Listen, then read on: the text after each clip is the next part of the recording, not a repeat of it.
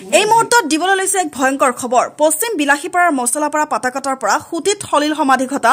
বৃদ্ধৰ মৃতদেহ উদ্ধাৰ সমগ্ৰ মছলাপাৰা গাঁও পঞ্চায়তত তীব্ৰ শোকৰ ছাঁ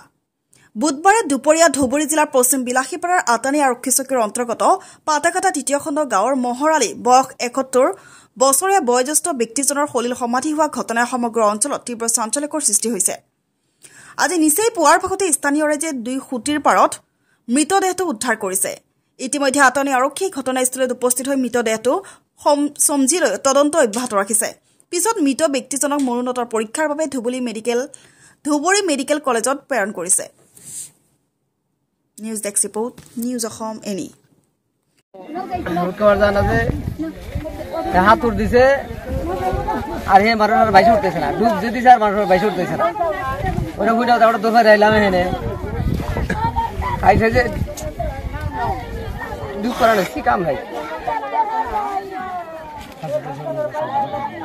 কাটি টানলাম বসি টানলাম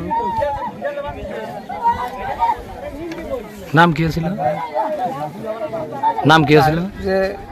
মহরালি মহরালি গাঁও মশলাপাড়া বয়স অনুমানিক কত 70 হবো তো কোন থানা আন্ডার আড়ানি আর গরিপুর থানা